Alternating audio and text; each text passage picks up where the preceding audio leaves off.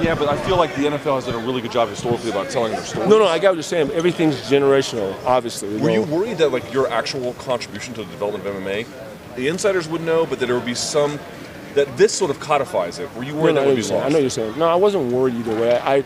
Amongst conversations, my name would always been in there regardless. This does solidify my legacy in MMA. But like I said in the interview, I'm a kickboxer first. And unfortunately, most of you know me only as an MMA fighter who had kickboxing, but you know my real history. I mean, I put in a lot of years, 71 fights in kickboxing, world champion in four different times. But unfortunately, America only knows me as an MMA fighter with a kickboxing background. But nevertheless, my name will still go on. This just, like I said, just solidifies me more, like you're saying. It makes me more legitimized in a way amongst the fans. The fans who follow the history of sports, be it kickboxing or MMA or whatever, will definitely know more about me. There's no question. Do you have a favorite fight? Is it the Coleman fight or something else? MMA? Any fight. Well, any fight? Yeah, there's lots of good fights, but let's stick to MMA because that's what you guys are about. My fight with Conan Silveira when he took me to the ground and I reversed him was the biggest thing to me at that time because that's going against a black belt jiu-jitsu guy versus a guy with no experience in MMA at all.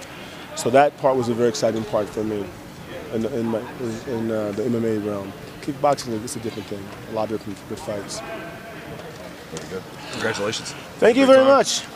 No, you're more than welcome. If you have more, I got more. I will have more. If you want serious conversation, I give you one. Funny conversation, I can do that too. I'm multifaceted. Now, Maurice, you obviously came up in an age that jiu-jitsu fighters were very dominant. And wrestlers. And wrestlers, yes. Obviously. What made you think that, I can take those guys, I can take them to my world?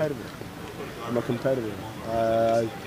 I mean, yes, I can think what I like to think, and the reality is you have to perform, but I'm a competitor. I enjoy competition, and at one level in kickboxing, I reached the peak, and then I was coming down in a way.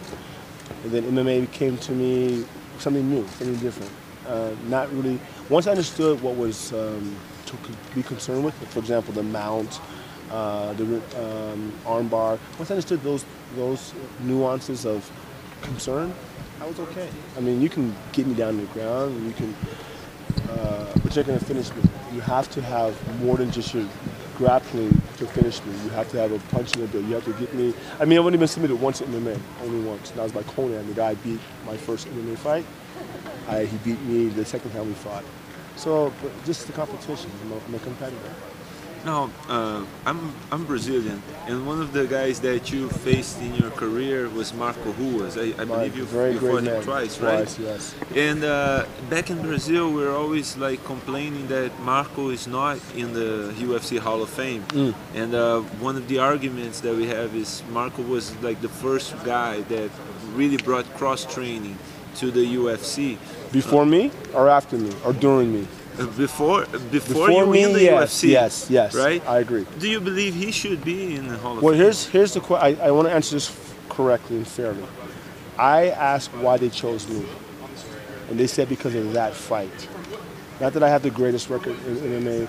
I have a 4-3 record in UFC. Okay, so it's not based on. It wasn't based on my total accomplishments. It's based on only one fight. The fight they feel they changed it. Now, Marco came in, I met Marco first in Casper, Wyoming, when he fought Paul Varnins, before I even considered fighting MMA. I wasn't even going to fight MMA back then.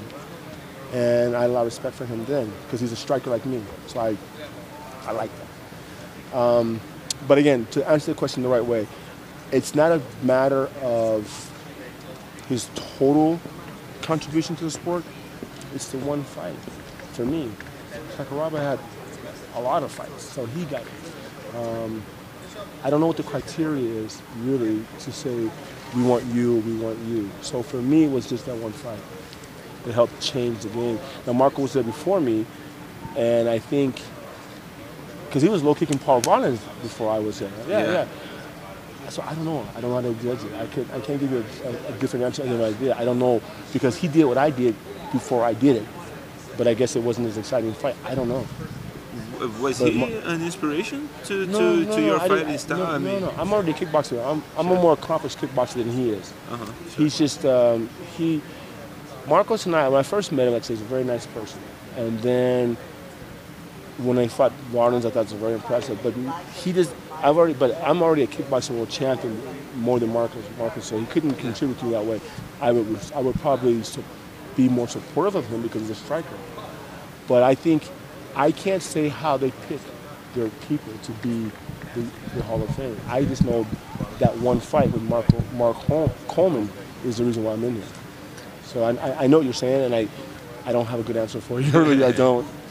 Now, like they said, you were the first kickboxer to win a UFC title, a UFC heavyweight title, and from then on, countless strikers have had success in the UFC. Today, you have like Joanna Jędrzejczyk, you have Michael Bisping, you have Conor McGregor, and why do you feel like in today's rules, kickboxing is or striking? Is dominating. I believe that my opinion, and just try to follow me on this. Grappling is easier to learn, but it's deeper. Striking is not as easy to learn, but you have to have something here that you can't really teach in a way. So if a person's a great grappler, he can control and not get hurt. But once you get hit and hit again, it's a different mindset that a striker can have over a grappler, a jiu-jitsu or a judo or a wrestler. So if a person, let's say it this way, if a person had good striking, great takedown defense, and moderate game, if he can keep the guy who's a grappler on his feet, he'll probably win because he's accustomed to going. The training, the cardio is different, and the delivery of the punching, the abuse you give is worse than a grappler would do. So I think if you have a good takedown defense and you have good striking, I think you can go very far. I'm not saying you have to be great because to me, the best fighter going, in my opinion, is John Jones. He's the best fighter to me in this business. Not that he's a great striker, but he knows how to strike. He's not a great jiu-jitsuist, but he knows how to handle jiu-jitsu. He's a decent wrestler. So again, striking, it breaks you. And if a guy has good striking, good takedown defense, decent defense on the ground, he can probably win more so than a guy who's just a grappler who's learning how to take punishment. So that's just my opinion. Do you wish you had grown up and was fighting in this era? Well, what's cool about that question is that's just the way it is.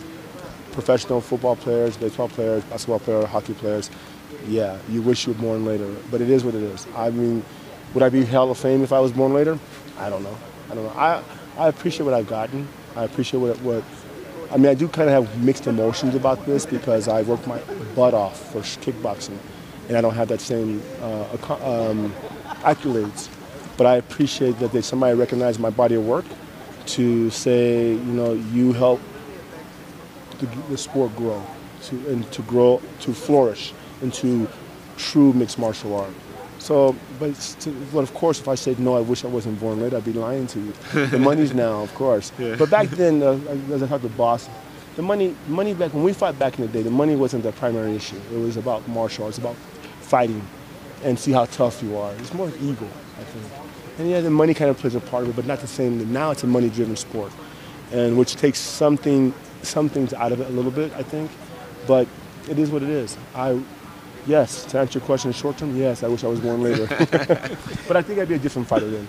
I think it'd be different. It motivates business more than it is to see how tough you really are or how good you really are in a sport. And I think that's just the way it is. I'm glad listen, if I had been born earlier, I don't think I'd be in the Hall of Fame necessarily because it's a certain fights. So I'm happy that I'm where I am. I got no complaints. I'm born when I'm born, and I had a great time. I had a great life. I had a great fantasy life, being able to travel the world. And when I say that, I'm serious because you have a job. That was my job, to travel the world, to get on TV, to have magazines, to have interviews. That was a great fantasy life. The real life now, if I have to work, I work. I don't care. I'm having a good time. Why isn't kickboxing ever taken off in America? That's a great question. I don't know. I'm going to say it this way. No, because I ask that question constantly. Seriously, it's such a great sport, but it's never taken off in America. I think okay, now I'm going to give you an analysis of a question. It makes a different breed. Anybody can learn MMA, in my opinion. It's not painful. It's not intrusive to your body. The risk isn't as high.